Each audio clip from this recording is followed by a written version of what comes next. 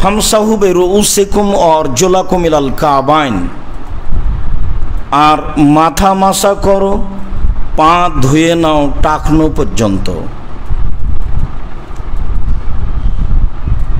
In কুনতুম জুনুবান ফাত্তাহহারু, আর যদি তোমরা অপবিত্র হও, নাপাক হয়ে যাও স্ত্রী মিলনে অথবা স্বপ্ন দোষে,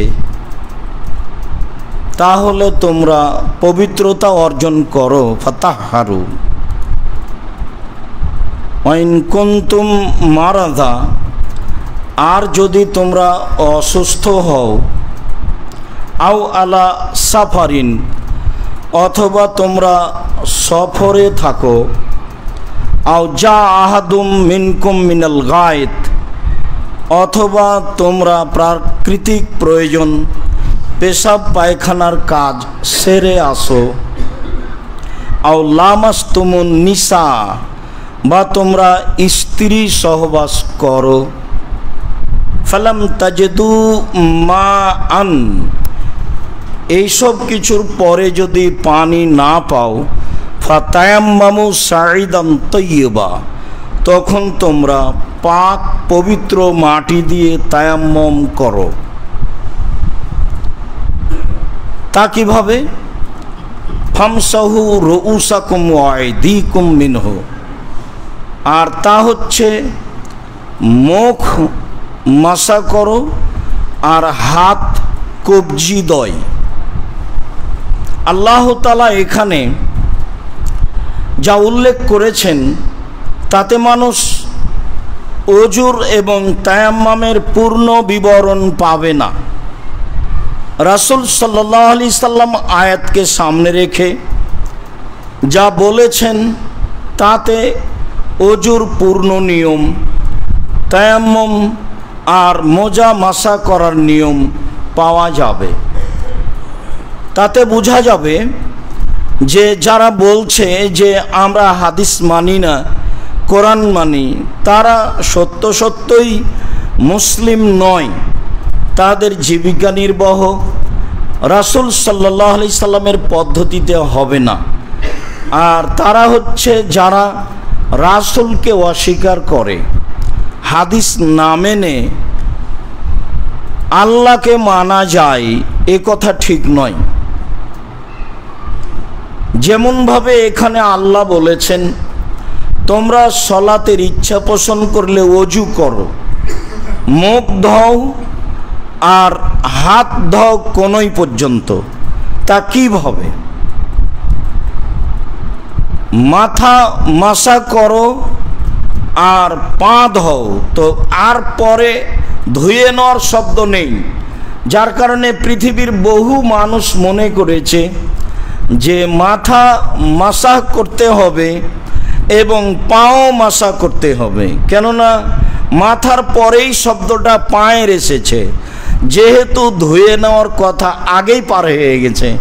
তারপরে মাসা করার আলোচনা এসেছে, মাসা থেকে নিয়ে বাকি সব ওযু মাসা দিয়ে হবে, ধোয়া লাগবে না। রাসূল সাল্লাল্লাহু আলাইহি সাল্লামের পদ্ধতি ছাড়া একজন মুসলিম থাকবে এই কথা মেনে নেওয়াও কুফরি। যারা মেনে নেবে তারাও মুসলমান নয়, তারাও কাফের। এ কথাই বলতে হবে যে রাসূলকে না মেনে, রাসূলকে স্বীকৃতি না দিয়ে একজন মানুষ মুসলমান থাকতে পারে না। সম্মানিত দিনী ভাই বোন, আমরা আজকের আলোচনায় প্রারম্ভের আলোচনা মোজার উপরে মাসে করা সম্পর্কে আলোচনা করি। শুরা ইবনে হানি রাদিয়াল্লাহু তাআলা আনহু বলেন, আমি একদা আলী ইবনে আবি তালেবকে জিজ্ঞাসা করলাম আলাল মাসে আলাল খুফাইন, দুই মোজার উপরে মাসে করা সম্পর্কে। তাতে তিনি বললেন, জাআলা রাসূলুল্লাহ সাল্লাল্লাহু আলাইহি সাল্লাম সালাসাতা আইয়ামিন ওয়া লায়ালিয়াহুন্না লিল মুসাফির, তিনি আল্লাহর নবী 3 দিন 3 রাত মোজা মাসে করা যাবে বলে ঘোষণা দিয়েছেন। ওয়া ইয়াওমান ওয়া লাইলা লিল মুকিম, আর যারা বাড়িতে থাকে তারা রাত দিন 24 ঘন্টা মোজার উপরে মাসা করতে পারে বলে তিনি উল্লেখ করেছেন। অত্র হাদিসে মুসাফিরের জন্য 3 দিন মোজা মাসে চলে আর মুকিমের জন্য 1 দিন, যা বুখারী মুসলিমের হাদিস দ্বারা প্রমাণিত হয়। লম্বা হাদিসের আংশিক আলোচনা। মুগিরা ইবনে শুবা রাদিয়াল্লাহু তাআলা আনহু বলেন, আন্নাহু গাজা রাসূলুল্লাহ সাল্লাল্লাহু আলাইহি সাল্লাম গাজওয়াত তাবুকিন। মুগিরা ইবনে শুবা ও আল্লাহ রাসূলের সাথে তাবুকের যুদ্ধে অংশগ্রহণ করেছিলেন। মুগিরা ইবনে শুবা বলেন, আমরা তাবুক যাওয়ার পথের ঘটনা বলি। তাতে তিনি বলেন, তাবাররাজা রাসূলুল্লাহ সাল্লাল্লাহু আলাইহি সাল্লাম কিবালা গায়তিন, চলার পথে আল্লাহর নবী পেশাব পায়খানার উদ্দেশ্যে আমাদের সাথ ছেড়ে একদিকে যাওয়া আরম্ভ করলেন। ফাহামালনা মাহু ইয়াদাওয়াতান, তখন আমি একটা পানির পাত্র নিলাম তার সাথে, পিছে পিছে একটি পানির পাত্র নিয়ে চললাম। ফালাম্মা রাজা, যখন তিনি তার প্রাকৃতিক প্রয়োজন সেরে ফিরে আসলেন, তখন আখাস্ত উহরিকু আলা ইয়াদাইহি মিনাল এদাওয়া, আমি ওই পাত্র হতে পানি তার হাতের উপরে ঢালতে লাগলাম। ফাগাসালা ইয়াদাইহি ওয়াজহাহু, তখন তিনি তার মুখমণ্ডল এবং 2 হাত ধুয়ে নিলেন।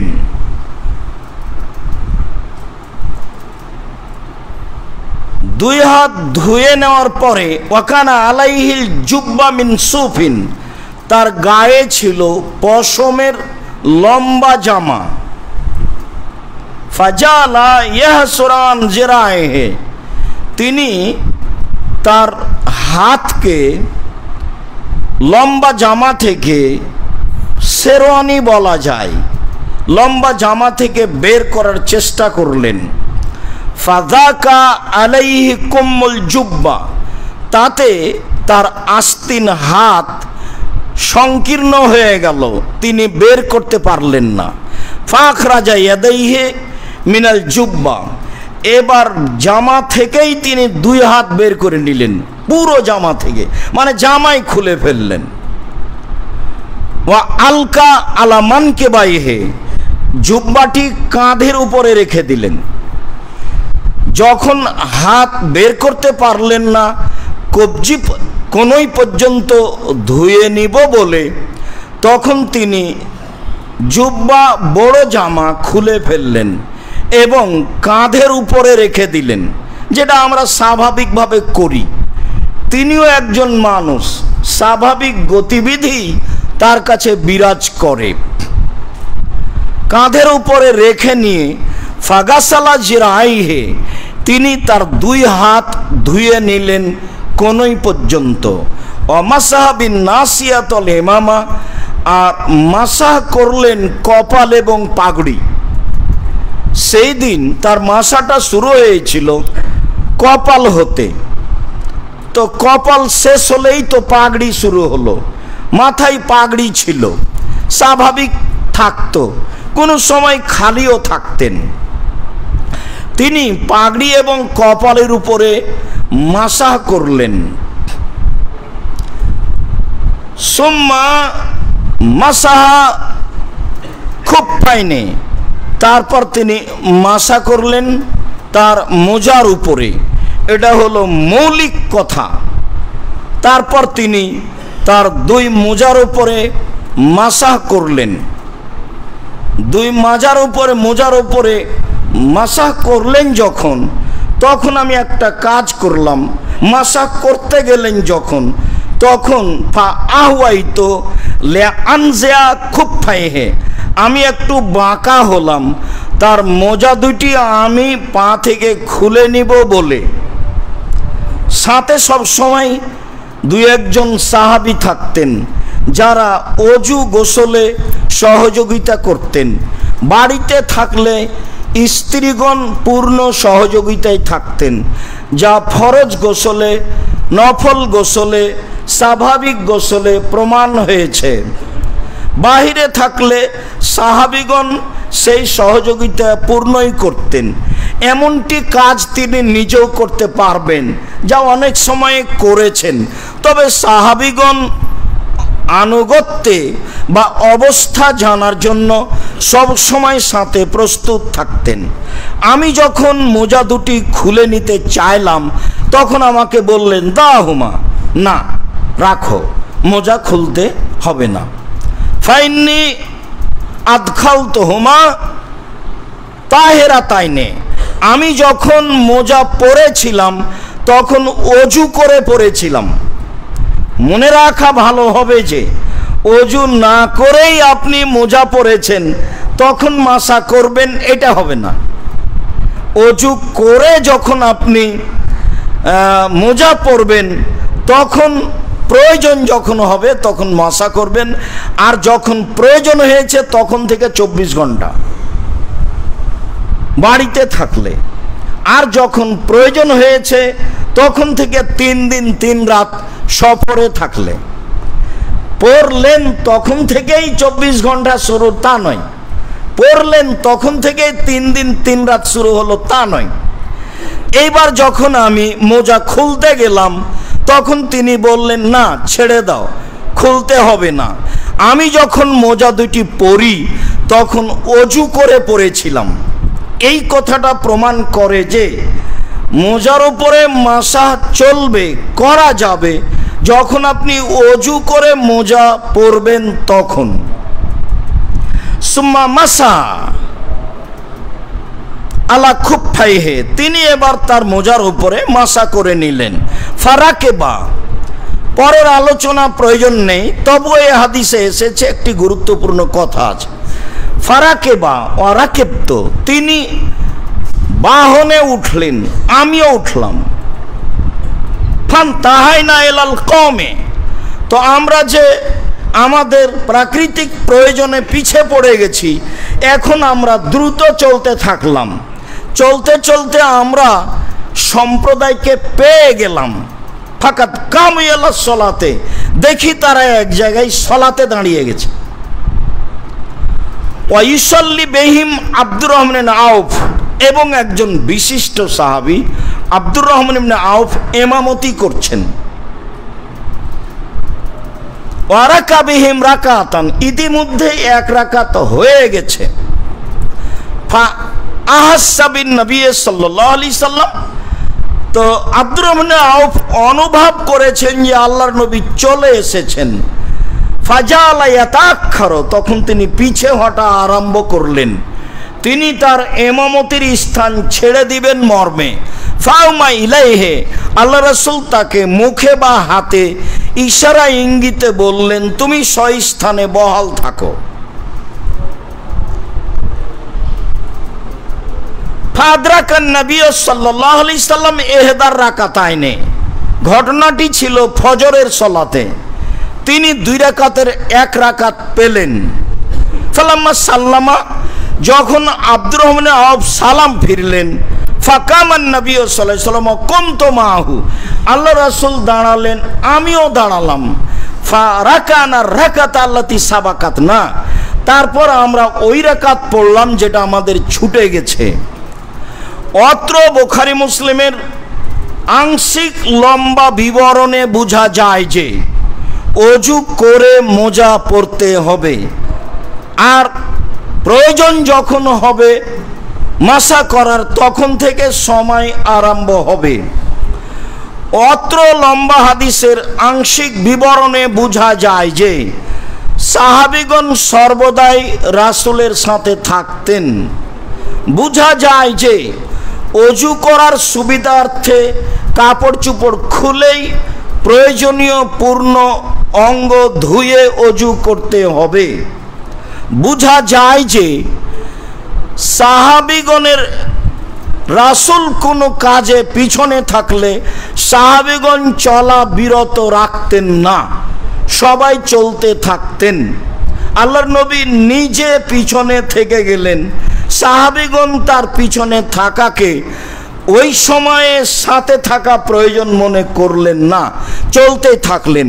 বোঝা গেল যে সময় হয়ে গেলে ইমাম না থাকলে অন্য ব্যক্তি ইমামতি করবে, সময় বিলম্বে ক্ষেপণ করা হবে না। সবাই জানেন যে কিছুক্ষণের মধ্যেই আল্লাহর নবী চলে আসবেন, তবুও আব্দুর রহমান আওফ ইমামতি শুরু করলেন, সালাত আরম্ভ করলেন। রাসূল সাল্লাল্লাহু আলাইহি সাল্লাম আসা পর্যন্ত অপেক্ষা করলেন না। তারপরে যেটা বোঝা গেল শেষ অংশে জরুরি কথা, যে এক রাকাত আল্লাহ রাসূল পেলেন, সালাম ফিরলে আল্লাহ রাসূল উঠে দাঁড়ালেন, আমিও তার সাথে দাঁড়ালাম। মাসবুক 4-5 জন যারা পরে উঠে দাঁড়াবে তাদের একজন ইমাম হতে পারে, এ হাদিস তার প্রমাণ। আমি রাসূলের সাথে দাঁড়ালাম, ওয়া কুনতু মাহু, আমি রাসূলের সাথে দাঁড়ালাম। লম্বা একটার পর একটা চলতে থাক, সমস্যা নেই, এটাই সুন্নাত। এই জামাত শেষ হয়ে গেল, 4-5 জন আমরা মাসবুক আছি, তো 4-5 জন বিভিন্ন সময়ে এসেছি। তারপর আমি সালাম ফিরলাম, তখন আপনার এক রাকাত বাকি আছে, আপনি তো আবার উঠলেন, আরো যারা আসবে তারা আপনার সাথ ধরবে, এটাই ঠিক। এতে আসর পর্যন্ত চলতে থাক, তাতে কারো কিছু বলার নেই, হয়তোবা কথা স্পষ্ট হয়েছে। এই অত্র হাদিস মাযহাবী ভাইদের চরম বিরোধিতা করে বলে আমরা মনে করি। তারা মসজিদে এক জামাত হয়ে গেলে আর সেখানে জামাত বাস্তবায়ন করতে দিবে না। নিতান্তই কেউ যদি করে তাহলে তারা মনে করে মসজিদের বাহিরে বারান্দায় করতে হবে। অত্র হাদিস যা প্রমাণ করে যে মাসবুক জামাতবদ্ধ সালাত আদায় করবে এবং মাসবুক ব্যক্তি ইমাম হবে, ধারাবাহিক চলবে ইমামতির বিবরণ। সম্মানিত দিনী ভাই ও বোন,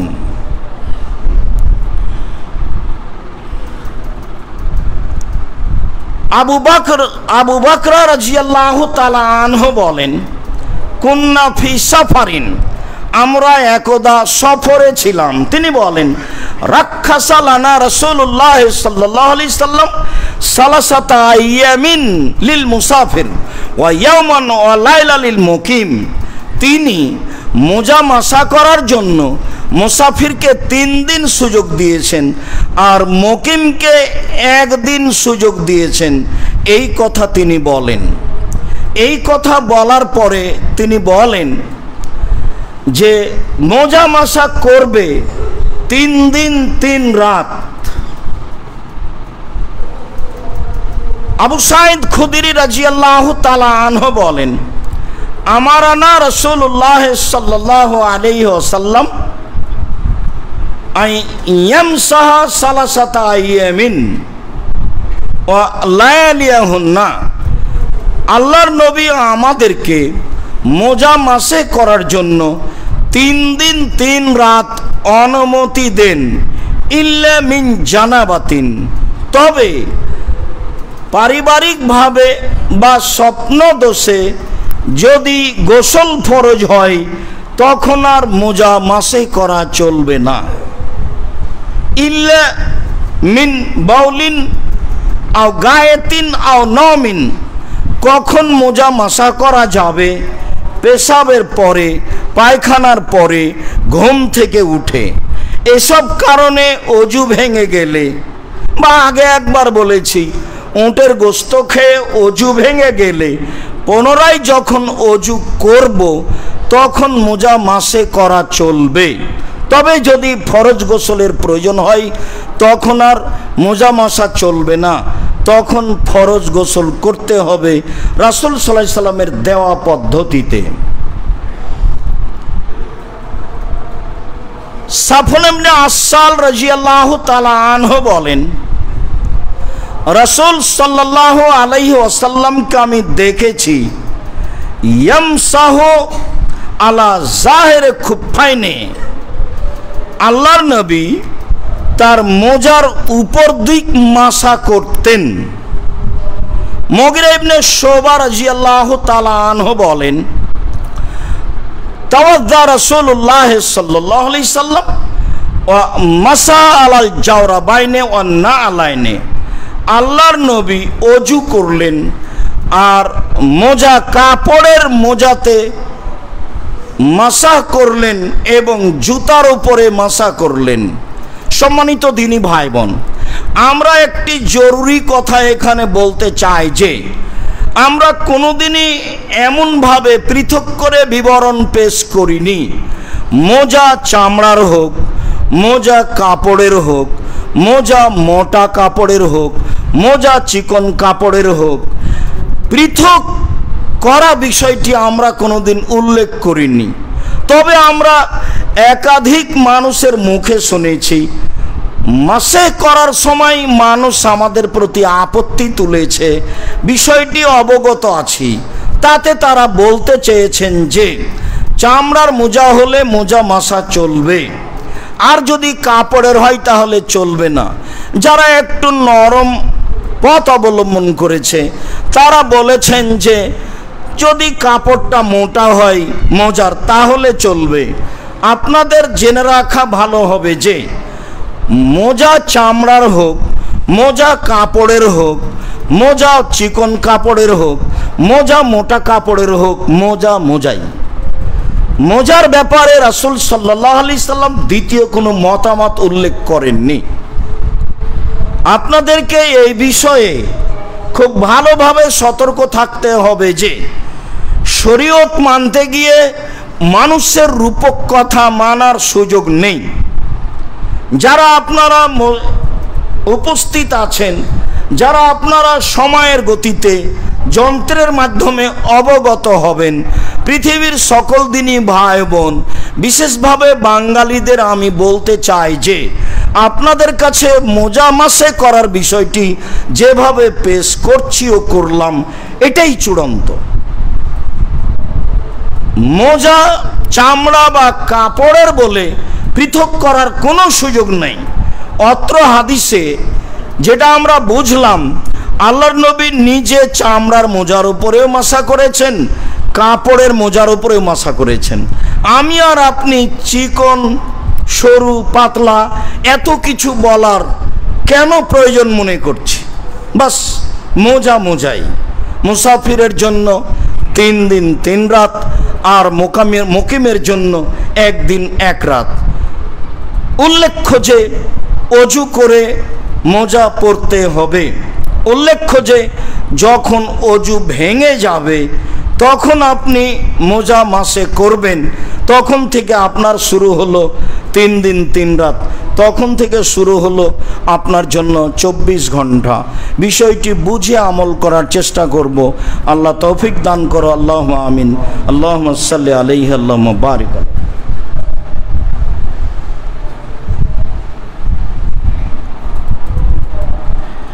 আলহামদুলিল্লাহ ওয়াহদা ওয়াসসালাতু ওয়াসসালামু আলা মান লা নাবিয়্যা বাদা। হুযায়ফা বিন ইয়ামান বিশিষ্ট সাহাবী, ভবিষ্যৎবাণীতে সবচেয়ে আগে আছেন। ভবিষ্যৎবাণী সম্পর্কে যা রাসূল বলেছেন তা প্রায় সবই হুযায়ফা বিন ইয়ামান থেকে বর্ণিত আছে। তিনি বলেন, রাসূল সাল্লাল্লাহু আলাইহি সাল্লাম বলেছেন, যইলা লানা বেসালাসিন আই ফুজ্জালনা আলা নাস বেসালাসিন।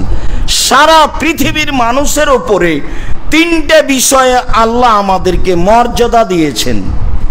এমন সুযোগটা অতীতের কোনো মানুষকে দেওয়া হয়নি, যা শুধু আমাদেরকে দেওয়া হয়েছে। তার একটা হলো এই সফুফোনা, জয়লাত সফুফোনা কা সফুবিল মালাইকাতে। আমরা যখন সলাতে দাঁড়াই, আমাদের দাঁড়ানোটাকে আল্লাহর নবী বলেছেন এটা হলো ফেরেশতাদের দাঁড়ানোর মতো, যার কারণে তিনি কাতারের ব্যাপারে এত সতর্ক।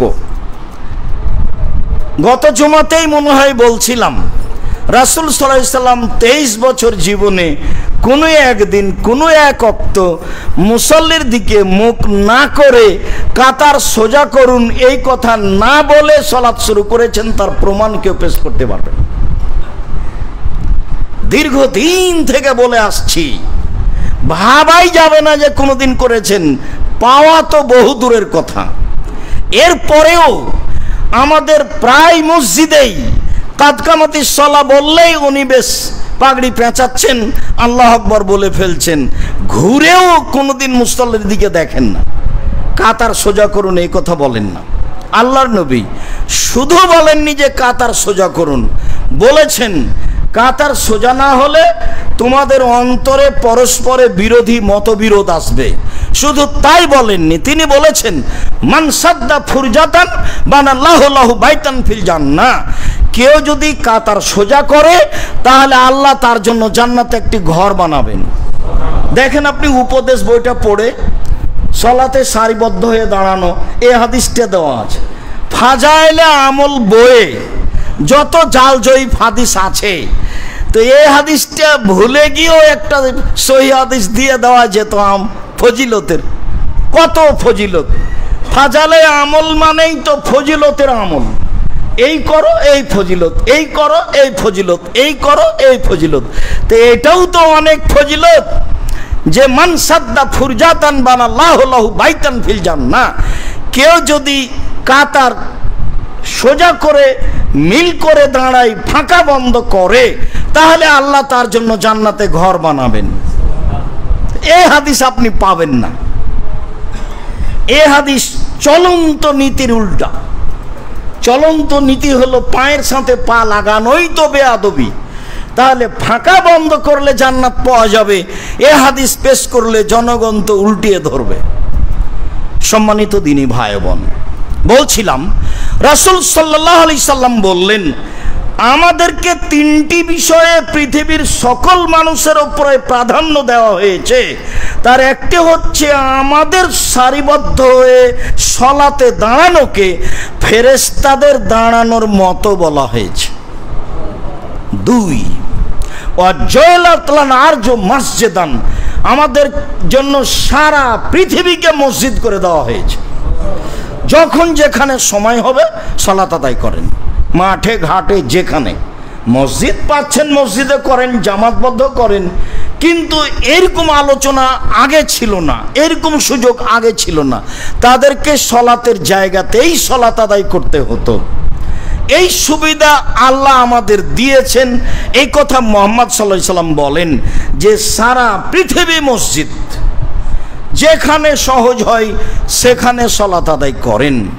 ওয়াজলাত তুরবাতুহা লানা তাহুরান, আর সারা পৃথিবীর মাটিকে আমাদের জন্য ওযু হিসাবে ঘোষণা দিয়েছেন, ওযুর মাধ্যম হিসাবে ঘোষণা দিয়েছেন। পানি নাই বাস মাটি, পানি নেই বাস মাটি।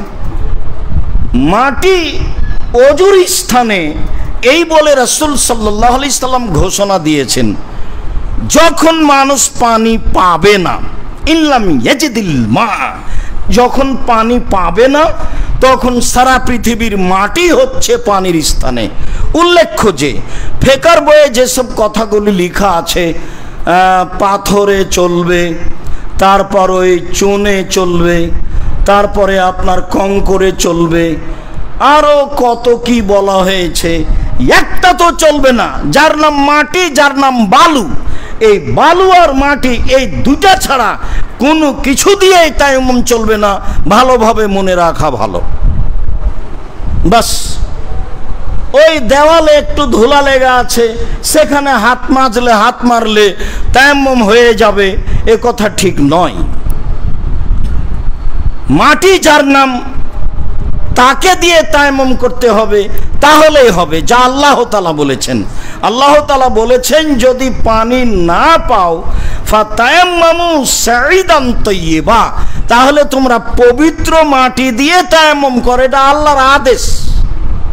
তাহলে তোমরা পবিত্র মাটি দিয়ে তায়াম্মুম করো। তো পাথর কি করে মাটি হলো, চুন কি করে মাটি হলো, হরতাল কি করে মাটি হলো, আপনার বাড়িঘর কি করে মাটি হলো, টিন কি করে মাটি হলো? জি না, এগুলো একটাও মাটি হিসাবে গণ্য নয়।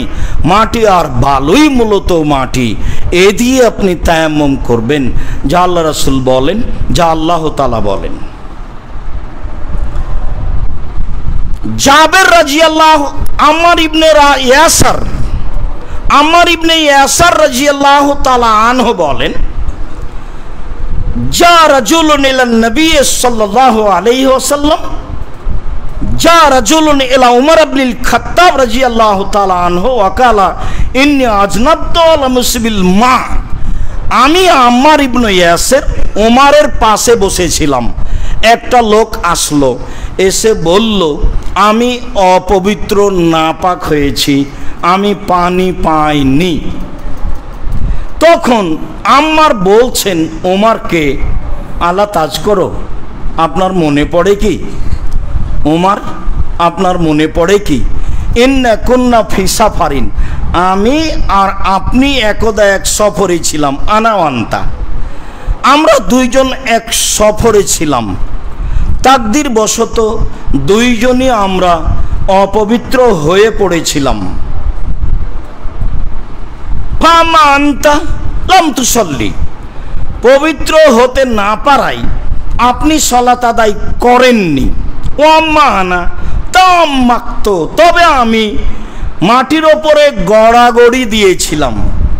ঘোড়া যেমন গড়াগড়ি করে মাটির ওপরে, তা আমি তেমন মাটির ওপরে গড়াগড়ি দিয়েছিলাম, দিয়ে মনে করলাম যে এইভাবে এখন পবিত্র হলাম। ফাসল্লাই, তো তারপরে সালাত আদায় করলাম।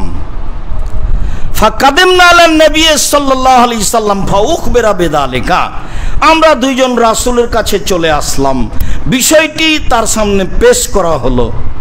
তখন তিনি বললেন যে শোনো, ইন্নামা ইয়াকফিকা হাকাজা, তুমি এমন করলে কেন? এটাই তোমার জন্য যথেষ্ট ছিল, এটাই তোমার জন্য যথেষ্ট ছিল।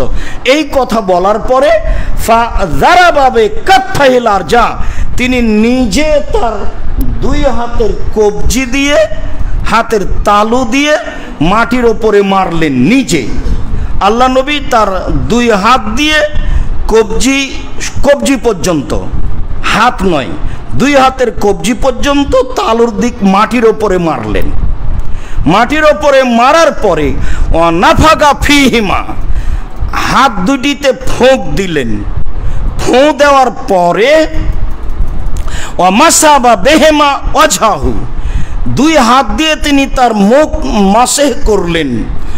ওয়া কাফাইহে, এবং হাত দুটি কবজি পর্যন্ত মাসা করলেন। মনে রাখা ভালো হবে, দুইবার মাটিতে মারতে হবে, মর্মে হাদিসটি অগ্রহণীয়। মনে রাখা ভালো হবে, কবজি পর্যন্ত মাসাহ করতে হবে, হাদিসটি জাল।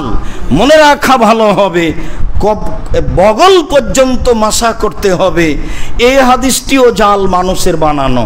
বুখারী মুসলিমের হাদিসে তায়াম্মুম এটাই প্রমাণ হয় যে, দেখেন এইভাবে যারা আমরা মহিলা মানুষ দেখতে পাচ্ছি না, আমরা আঁচ করতে পারি, বা আরো বাংলা বইগুলিতে দেখে নিতে পারি।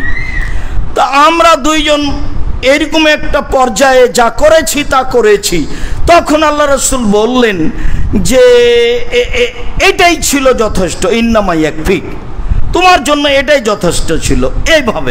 এইভাবে বলে এখন বাস্তব দেখাচ্ছেন, দুই হাতের কবজি মাটির উপরে মারলেন, তালু সারটা মাটির উপরে মারলেন। এবার উঠিয়ে ফানাফাকা ফিহি, মাথাতে ফোঁক দিলেন।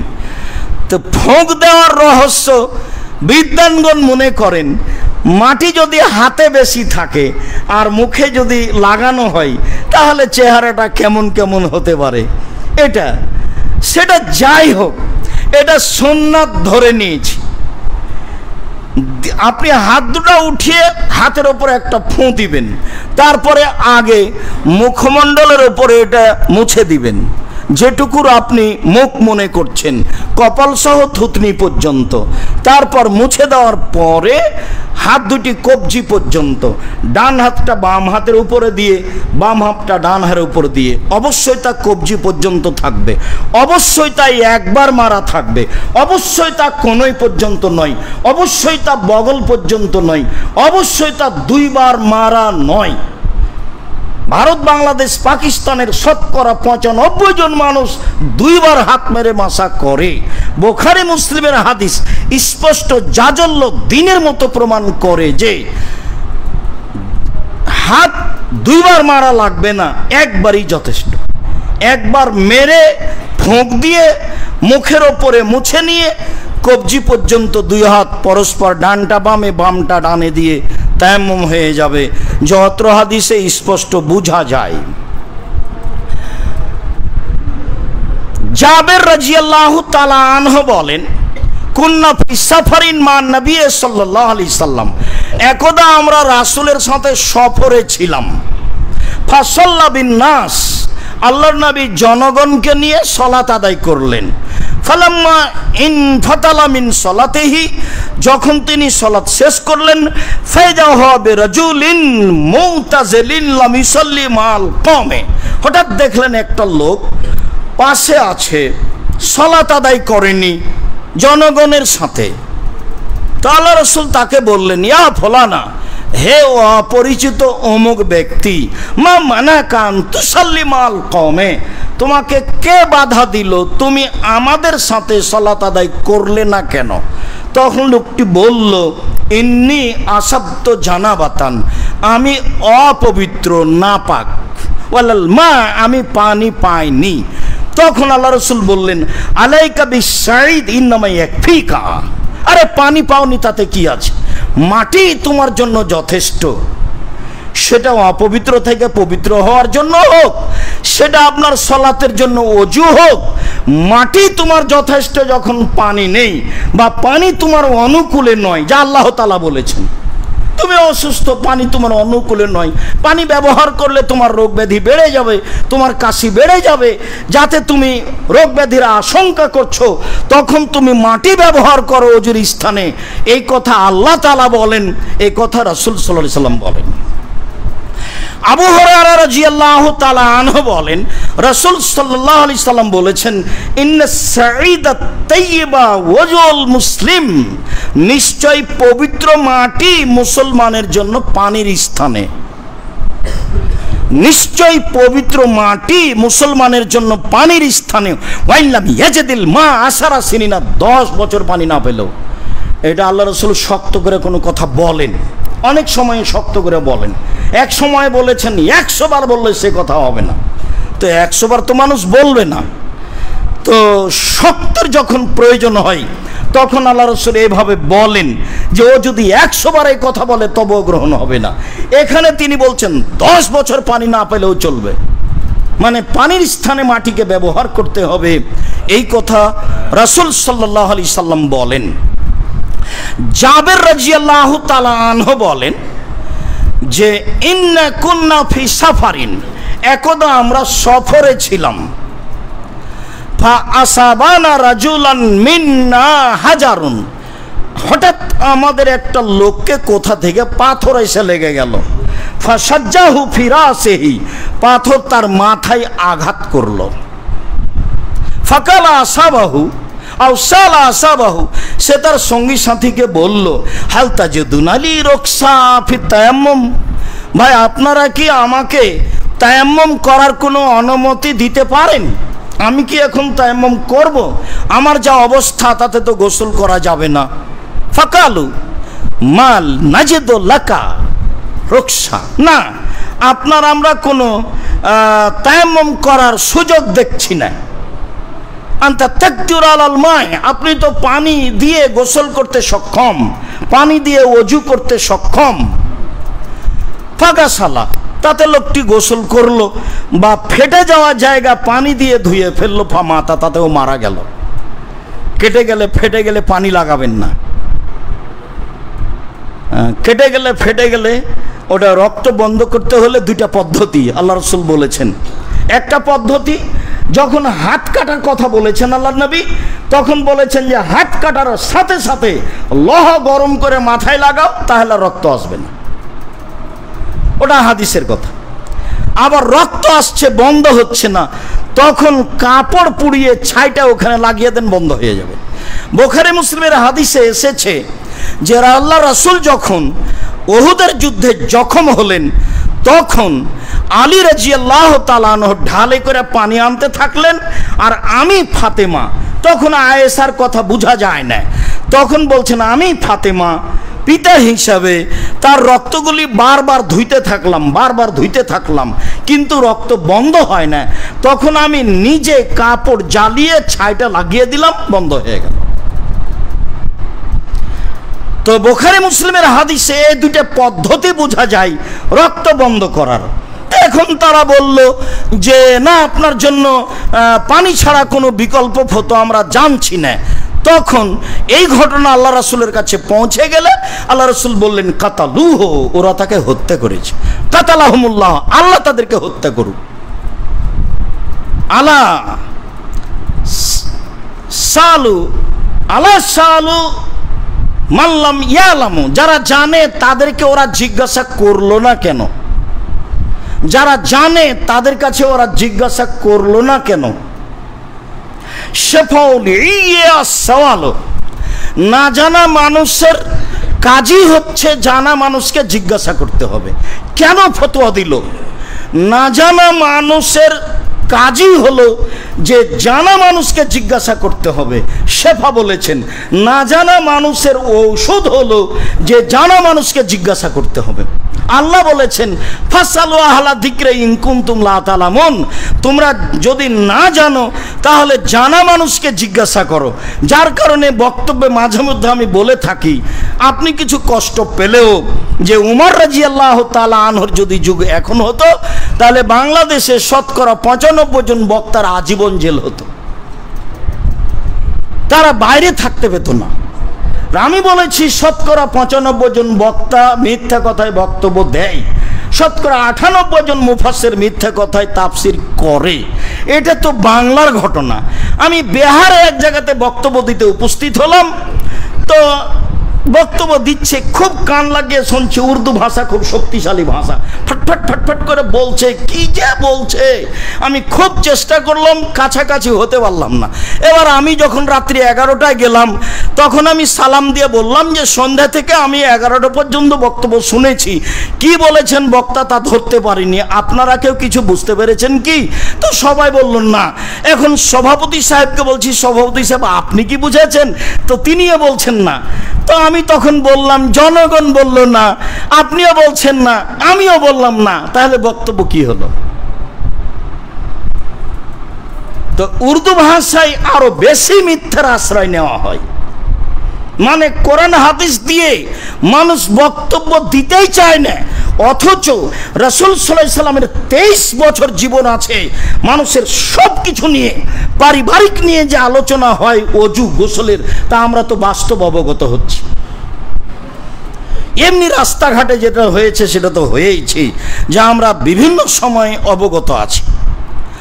আবু সাঈদ খুদরি রাদিয়াল্লাহু তাআলা আনহু বলেন, এরপরে রাসূল সাল্লাল্লাহু আলাইহি সাল্লাম বললেন যে ইন্নামা ইয়াকফিহি বিসাইদিত তাইয়্যিব ইয়াতায়াম্মাম, ওই লোকের জন্য যথেষ্ট ছিল পবিত্র মাটি দিয়ে তায়াম্মাম করা। তা পাথরে আঘাত খেয়েছে, রক্ত বের হয়েছে, এখন তার জন্য উচিত তায়াম্মুম করা। এরপরে বলছেন সুম্মা ইউসাবু আলা জুরহিহি খিরকাতান, যেখানে জখম হয়েছে সেখানে একটা কাপড় দিয়ে বেঁধে দিবে, ব্যান্ডেজ করবে। এই আল্লাহ রাসূলের মুখের কাপড় দিয়ে বেঁধে দিবে। সুম্মা ইয়ামসাহু আলাইহা, তারপরে তার উপরে হাত মুছে দিবে, মাসা করে দিবে, হাতটা মাসে করে দিবেন। এটা যেন আপনার কাছে দিন রাত, আপনার ভাই মেডিকেলে, আপনি মেডিকেলে, বোন মেডিকেলে, মা মেডিকেলে, দিন রাত আপনাদের সাথে লেগে আছে। ভুলেও এর উল্টা করবেন না। হাদিস সহিহ, যেখান কেটে গেছে, ফেটে গেছে, ব্যান্ডেজ করা আছে, আপনি ভিজা হাতটা গোসলের সময়, ওযুর সময় তারপরে করে দেন। এ তো হয়ে গেল। এরপর আল্লাহ রাসূল বলছেন সুম্মা ইয়াকসুলু আলা সাইরি জাসাদিহি, তারপর বাকি শরীর উপরে পানি ঢেলে গোসল করবে। যেহেতু তার ফরজে গোসলের প্রয়োজন ছিল, তারা অনুমতি দেয়নি, ফলে তারা এটা করেছে, ফলে তার মৃত্যু ঘটেছে। ফলে রাসূল সাল্লাল্লাহু আলাইহি ওয়াসাল্লাম বলেছেন ওরাই হত্যা করেছে, আল্লাহ যেন তাদের হত্যা করেন। মানে তাদের কর্মের তীব্র নিন্দা করলেন রাসূল সাল্লাল্লাহু আলাইহি সাল্লাম। আবু সাঈদ খুদরি রাদিয়াল্লাহু তাআলা আনহু বলেন, খারাজা রাজুলানে ফি সাফারিন, দুইজন লোক সফরে বের হয়েছে। ফাহাজারাত সলাতুহু, ইতিমধ্যে সলাতের টাইম হয়ে গেছে। ফাতায়াম্মামা বিসাইদিত তাইয়িব, তারা দুইজন পবিত্র মাটি দিয়ে তায়াম্মুম করেছে। ওয়াসাল্লায়া, দুইজন সালাত আদায় করেছে। ফাওয়াজাদাল মাল আল ওয়াক্তে, আবার ওই সময়ে পানিও পেয়ে গেছে। খুব ভালোভাবে খেয়াল রাখতে হবে, যদিও সময় শেষ, খুতবারও শেষের দিকে চলে এসেছি। তারা তায়াম্মুম করে সালাত আদায় করেছে, এবার পানির পাশে চলে এসেছে, পানি পাওয়া গেছে, বা গাড়ি থেমেছে সেখানে পানি পাওয়া গেছে, বা ব্যাগে পানি পাওয়া গেছে, এখন পানির পাশে চলে এসেছে। পানির পাশে চলে আসাই ফাআদা আহাদুহুমা সালাতা বিল ওযুয়ে, দুইজনের একজন আবার ওযু করে সালাত আদায় করেছে। ওয়ালাম ঈদুল আখার, অপরজন করেনি। ফালামা আতায়ান নবী সাল্লাল্লাহু আলাইহি সাল্লাম ফাউবেরা দালিকা, তারা যখন রাসূলের কাছে আসলেন তখন বিষয়টি বলা হলো। এবার রাসূল উত্তর দিচ্ছেন, এটাই মনে রাখতে হবে। রাসূল সাল্লাল্লাহু আলাইহি সাল্লাম কালা লিল্লাযী লাম ঈদিস সালাতা, যে ব্যক্তি আবার ওযু করে সালাত আদায় করেনি তাকে তিনি বললেন আসাবতা সুন্নাত ওয়া আযাতকা সালাতুকা, তুমি ঠিক করেছো, এটাই সুন্নাত, বাস আদায় করে নিয়েছো। পানি পাওয়া গেলে আর ওযু করে সালাত আদায় করতে হবে না, তোমার জন্য সালাত যথেষ্ট, তুমি সুন্নাত মতো আমল করেছো, এটাই ঠিক। ওয়াকালা লিল আখার আল্লাযী ইউদিস সালাতা, আর যে পুনরায় সালাত আদায় করেছে উজু করে, তাকে তেমন কিছু বলে অপমান করলেন না, বললেন যে ওয়ালাকাল আজর মারাতাইন, তুমি ডবল নেকি পাবা। মানে সে নাই, ঝগড়াঝাটি নেই, তর্ক বিতর্ক নেই, বললেন যে ঠিক আছে তুমি ডবল নেকি পাবা। খুতবার শেষে ওইখানে একটা কথা ছেড়ে এসেছি, মুজামাসেতে আলী রাদিয়াল্লাহু তাআলা আনহু বলেন লাউকানা দ্বীন বির রায়, যদি দিন ধর্ম মানুষের মতামতের উপরে, সিদ্ধান্তের উপরে হতো, তাহলে লাকানা আল মাসু বিল আলা বিল মাসে মিন আলাহু আসফাল মিন আলাহু, তাহলে মোজামাসে পায়ের নিচের দিকেই হতো উপরের দিকের চেয়ে। যদি দিন ধর্ম মানুষের মতামতের উপরে হতো, মানুষের সিদ্ধান্তের উপরে হতো, মানুষের রুচি সম্মত হিসাবে হতো, তাহলে মোজামাসেটা ওপরের চেয়ে নিচে হতো।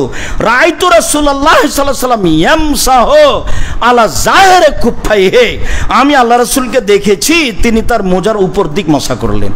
দুই হাত দিয়ে দুই পা মোজা মাসা করেন, সমস্যা নেই। এক হাত দিয়ে আপনি দুইটা মোজা মাসা করেন, আগেরটা ডান করে নিয়ে পরেরটা বামটা করলেন, এক হাত দিয়ে কোনো সমস্যা নেই। যেহেতু তায়াম্মুমে দুই হাত ব্যবহার হলো, কাজে মাসাতে আপনি দুই হাত ব্যবহার করবেন, সমস্যা নেই। এক হাত দিয়ে করেন, কোনো সমস্যা নেই। মোজার যেমন কোনো পার্থক্য নেই, তেমনিভাবে দিন মানুষের সিদ্ধান্ত অনুযায়ী চলে না। এখন যদি কেউ বলে যে পায়ে পা দাঁড়িয়ে, পায়ে পা মিলিয়ে দাঁড়াতে কেমন কেমন লাগে, বা এটা বেয়াদবি বা কিছু, তাহলে তো সেটা তার ব্যক্তিগত ব্যাপার। রাসূল সাল্লাল্লাহু আলাইহি সাল্লামের পদ্ধতিকে সে পছন্দ করে না বলেই সে এটা বলতে পারে। যার কারণে আমি বলেছিলাম যে এখন থেকে না কিয়ামত পর্যন্ত আর কোনো দিন যদি মানুষ পাশাপাশি না দাঁড়ায়, 3 ফুট পর পরই দাঁড়ায়, কাবা ঘরে যদি আর কোনো দিন পাশাপাশি না দাঁড়ায়, তবু এটা শরীয়ত নয়। এইটা বাস্তবায়ন করতে হলে আবার রাসূল সাল্লাল্লাহু আলাইহি সাল্লামকে দুনিয়া আসতে হবে। যেহেতু তিনি আর কোনো দিন আসবেন না, কাজে এই সিদ্ধান্ত আর পরিবর্তনও হবে না। আশা যে তায়াম্মুমের বিষয়টি, আশা যে মোজা মাসে করার বিষয়টি আমাদের কাছে স্পষ্ট হয়েছে। যদি কোনো জায়গাতে অস্পষ্ট থাকে তাহলে আপনি সময়ের গতিতে বললে আপনাদের কাছে বিষয়টি আরও আপনার জন্য ভালো করে স্পষ্ট করা হবে বলে আমরা মনে করছি। সম্মানিত দিনী ভাই বোন, আমি আপনাদেরকে আন্তরিকভাবে অনুরোধ করতে চাই যে অবশ্যই এখানে জুমার সালাতে দাওয়া সেন্টারে উপস্থিত হওয়ার জন্য প্রাণপণে চেষ্টা করবেন, আপনি সহ আপনার বন্ধু বান্ধব সহ।